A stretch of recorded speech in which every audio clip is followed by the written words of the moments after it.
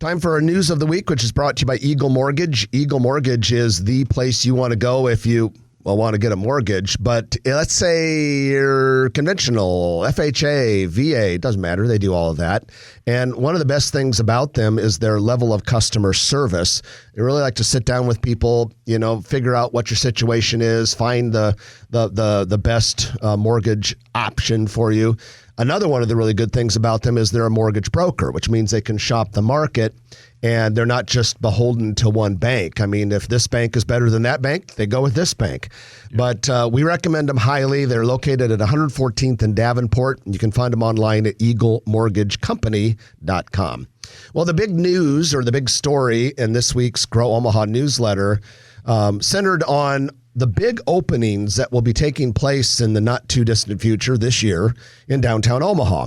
And in the article, we talked about how Jean Leahy Mall opening last year was a smash hit. And I've noticed a couple times, even while driving around in the winter, when you're downtown, there'll be people, using Jean Leahy Mall, big hit. So we put this article together and we kind of thought, okay, let's talk about some of these blockbuster attractions that are opening in 1 year in downtown Omaha.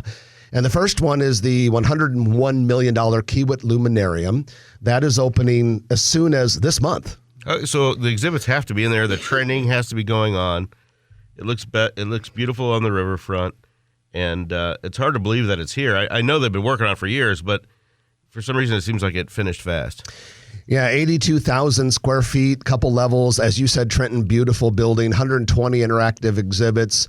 This is one of those attractions that will be a 500-mile radius attraction, like the Henry Doorly Zoo is even more than 500 miles. But this is one of those things where people will plan a stop in town to go see it, or if someone comes to Omaha for the weekend, it's definitely going to be on the itinerary. Well, we want to be known as a tourism town, and it takes things like this to add to the arsenal. And the fact that the zoo was just rated number 1, I know I voted as much as I could. You did as well, and legally, of course. And so that's exciting. But all these things, Steelhouse Omaha is going to open. Is it this month too? Yeah, that's the next one, and the opening day is May 12th. So about 1 month after Kiewit Luminarium, first performance is The Killers, and that venue will be unique insofar as there will be no permanent seating, so it can be arranged to accommodate any of the acts that come through there, and about 1,500 to 3,000 attendees. And you don't have to go very far to see the continuation of the 90-acre Riverfront Park, where they have more playground equipment, I think, coming up to the east side of 10th Street than they do west of there. Yeah, and that'll be the third and fourth big blockbuster attractions to open this year. And you are referring to, of course, Heartland of America Park and Lewis and Clark Landing. They are the two remaining portions of the $300 million Riverfront Parks renovation complex, which included the aforementioned Jean Leahy Mall. Altogether, we're looking at 72 acres. Heartland of America Park will have the skating ribbon, 200-foot pier that sticks out to the west bank of the Missouri River. Still have the iconic Heartland of America fountain that will be there. Lewis and Clark Landing is where Kiewit Luminarium will sit. But in addition to that, we're talking about the huge playground that Trenton mentioned, the urban beach, volleyball courts, outdoor event space. So altogether, those are the 4 blockbuster attractions to open in 2023. The Omaha Streetcar, which will be free to ride. In 2026. Yeah, and just everything that's going on, and developers are, the things that are opening up at, the Mercantile, and they put up the sign for that Fat Putter, 14,000 square foot entertainment venue. Right on the corner of 10th and Capitol. Yeah. City Council approved a $6 million bid for construction for the so-called Baby Bob. That is the pedestrian bridge to the pedestrian bridge, because every good pedestrian bridge needs a feeder pedestrian bridge. This has been long needed because the Bob Carey pedestrian bridge is awesome, but it's hard to get to it. This will be a bridge over the railroad tracks so that if you are in the CHI Health Center, Charles Schwab Field area, you'll be able to walk over to that. Construction is going to begin in May, and completion is planned for the end of 2024. So a nice addition there. Let's go out to Fremont And that city is in the process of developing what's going to be called the Fremont Dodge Municipal Inland Port Authority. And this is going to be a very cool industrial type development of 1,500 acres. So you could call it a mega site on the east side of U.S. Highway 275, immediately north of the Douglas County line. And it will be the first inland port authority, projected to generate $1 billion in economic activity after 10 years.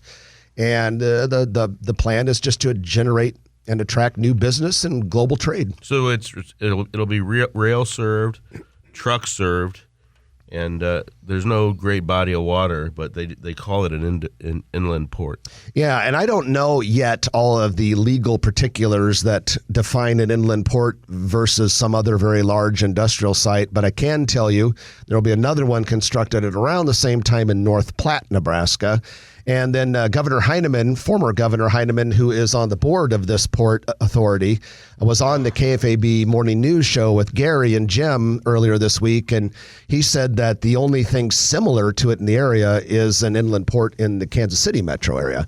So I think it's a nice move. You know, Fremont is not technically part of the Omaha Metropolitan Statistical Area, but it is part of what's called the Omaha Combined Metropolitan Statistical Area, as defined by the Census Bureau. So basically you can say Fremont's pretty much in the Omaha area. Yeah.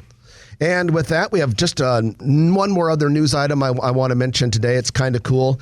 HDR, the world-famous engineering and architecture firm headquartered here in Omaha, has been chosen by the University of Nebraska-Lincoln to do design and conceptual work for a very important project in this state, and that would be the Memorial Stadium overhaul and renovation that is planned. This is projected to be a project that will cost anywhere from $200 to $500 million. If I were a betting man, I would guess closer to the $500 million by the time you get all these things going. But HDR is the regents still have to approve the contract. They're going to vote on April 7th, but the university administration has chosen HDR. So kudos to a nice Omaha company. I wish we could just use all that money to pay players. Well, that's a whole different thing. That's a different pot of money.